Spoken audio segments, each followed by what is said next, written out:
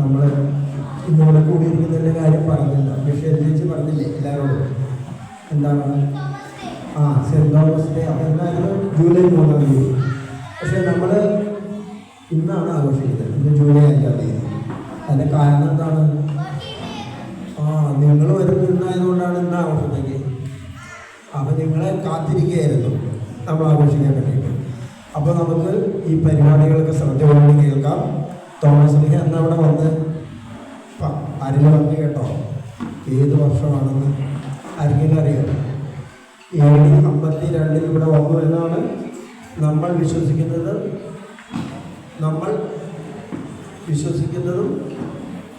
നമ്മുടെ പാരമ്പര്യമായിട്ട് നമുക്ക് കിട്ടിയ അറിവ് അതാണ്. AD 52 തോമസ് ലീഹ ഇവിടെ വന്നു. 7 പള്ളികൾ സ്ഥാപിച്ചു എന്നൊക്കെ നിങ്ങൾ കേട്ടിട്ടുണ്ടോ? 7 പള്ളികളെ കുറിച്ച് കേട്ടിട്ടുണ്ടല്ലേ? ഇല്ലേ?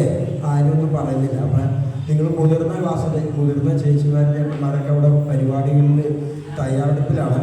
അപ്പോൾ നിങ്ങൾ വരുന്ന മുതിർന്ന ക്ലാസ്സുകളിൽ അതൊക്കെ പഠിക്കും.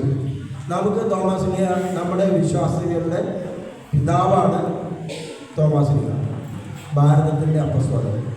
ഭാരതത്തിൽ ആദ്യമായിട്ട് സുവിശേഷം പ്രസംഗിച്ച അപ്പസ്തോലനാണ് തോമസ് ലീഹ.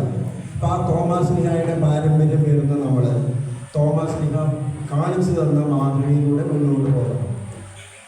നമ്മുടെ വിശ്വാസം നമ്മൾ മുറുകെ പിടിക്കണം. നമ്മുടെ അടുത്ത തലമുറയിൽ വരുന്ന ഭാവിയിൽ വരുന്ന ആൾക്കാർക്ക് നമ്മൾ പറഞ്ഞു കൊടുക്കാൻ ബാധ്യസ്ഥരാണ്. അപ്പോൾ അതിന് നമ്മൾ വിശ്വാസികളാണ്. നമ്മൾ മറ്റുള്ളവർക്ക് പറഞ്ഞു കൊടുക്കണമെങ്കിൽ നമ്മൾ ഉറച്ച വിശ്വാസികളായിട്ട് മാറണം. തോമസ് ലീഹ അങ്ങനെ ഉറച്ച വിശ്വാസിയായിരുന്നു. നമുക്ക് തോമസ് ലീഹയുടെ മാതൃക അനുസരിച്ച് ജീവിക്കാൻ ശ്രമിക്കാം. അപ്പോൾ നമുക്ക് ഇന്നത്തെ പരിപാടികളിൽ എല്ലാവരും അച്ചടക്കത്തോടുകൂടി വർത്തമാനമൊക്കെ പറയാതെ എല്ലാവരും കൈയടിച്ച് പ്രോത്സാഹിപ്പിച്ച് നമ്മുടെ പരിപാടികളിലേക്ക് കൊടുക്കാം.